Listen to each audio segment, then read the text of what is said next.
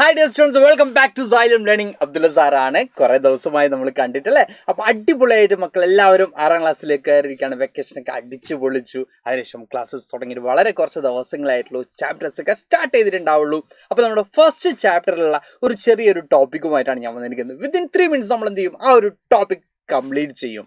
മൻസബ്ദാരി സമ്പ്രദായമാണ് നമുക്ക് നോക്കാനുള്ളത്. ഇതൊരു മിലിറ്ററി സിസ്റ്റമാണിത്, ഒരു സൈനിക സമ്പ്രദായമാണിത്.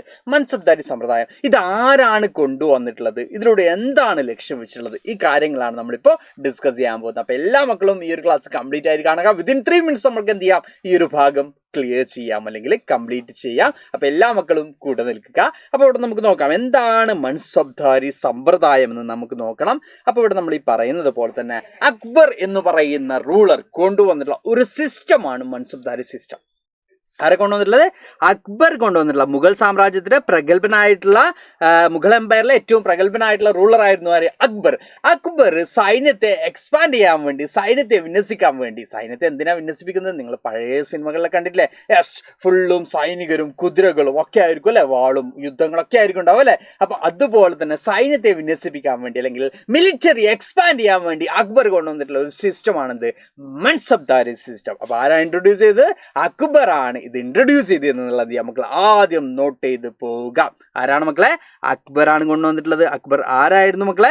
യെസ്, മുഗൾ ഭരണത്തിന് കീഴിലുള്ള ഏറ്റവും പ്രധാനപ്പെട്ട ഭരണാധികാരിയായിരുന്നു ആര്? അക്ബർ. ഓക്കെ, ഇവിടെ നമ്മൾ പറയുന്നത് ഈ ഒരു സിസ്റ്റത്തിന്റെ അടിസ്ഥാനത്തിൽ he formed a huge army to maintain. He adopted a special system as known as Mansabdari. Under this system every officer was liable to maintain a specific number of soldiers. എല്ലാ ഓഫീസേഴ്സും എന്ത് മെയിൻറ്റെയിൻ ചെയ്യണം? സ്പെസിഫിക് നമ്പർ ഓഫ് സോൾജിയേഴ്സിന് അല്ലെങ്കിൽ ഒരു എന്താ പറയുക, ഒരു നിശ്ചിത സൈനികരെ നിലനിർത്താൻ എല്ലാ ഉദ്യോഗസ്ഥരും എന്ത് ചെയ്തിരുന്നു? ബാധ്യസ്ഥരായിരുന്നു ഈ ഒരു സമ്പ്രദായത്തിന്റെ അടിസ്ഥാനത്തിൽ. അപ്പോൾ ഓരോ ഉദ്യോഗസ്ഥരും തങ്ങളുടെ കീഴിൽ ഒരു നിശ്ചിത സൈനികരെ നിലനിർത്താൻ ബാധ്യസ്ഥരായിരുന്നു. അപ്പോൾ ഇതിലൂടെ അക്ബർ ലക്ഷ്യം വെച്ച എന്താണ്? സൈന്യത്തെ വിന്യസിപ്പിക്കുക. വലിയൊരു സൈന്യം രാജ്യത്തിന് വേണ്ടി ഉണ്ടാവും, അല്ലെങ്കിൽ വലിയൊരു സൈന്യം ഉണ്ടെങ്കിൽ മാത്രമേ രാജ്യത്തിന് എന്തുണ്ടാവുന്നുള്ളൂ, ശത്രു രാജ്യങ്ങളിൽ നിന്നും സംരക്ഷണം നേടിയെടുക്കാനും മറ്റു പ്രദേശങ്ങൾ കീഴടക്കാനും വലിയൊരു സൈന്യം രാജ്യത്തിന് ആവശ്യമാണ്. ഇത് കൂടാതെ ഈ ഒരു സിസ്റ്റത്തിന് മറ്റൊരു പ്രത്യേകത എന്ന് പറയുന്നത്, ഓരോ ഉദ്യോഗസ്ഥരും നിലനിർത്തിയിരുന്ന സൈനികരുടെയും അവരുടെ കീഴിലുള്ള കുതിരകളുടെയും എണ്ണത്തിന്റെ അടിസ്ഥാനത്തിലായിരുന്നു ഓരോ ഉദ്യോഗസ്ഥരുടെയും സൈനിക പദവികൾ നിർണയിച്ചിരുന്നത്, അല്ലെങ്കിൽ ആ രാജ്യത്തിന്റെ പദവികൾ നിർണയിച്ചിരുന്നതെന്നും അവർക്ക് അതിനനുസരിച്ചായിരുന്നു എന്ത് കിട്ടിയിരുന്നത്, ഓരോ സ്റ്റാറ്റസ് കിട്ടിയിരുന്നതെന്ന് നമുക്ക് കാണാൻ പറ്റും. അതിനനുസരിച്ചായിരുന്നു അവർക്ക് സാലറി അല്ലെങ്കിൽ എന്താ പറയുക, അവർക്ക് സമ്പാദിക്കാൻ സാധിച്ചിരുന്നതെന്നൊക്കെ നമുക്ക് കാണാൻ പറ്റും. അപ്പൊ എന്താണ് മൻസബ്ദാരി സമ്പ്രദായം എന്ന് നോക്കുമ്പോൾ ഇത്ര മാത്രം പഠിച്ചാൽ മതി.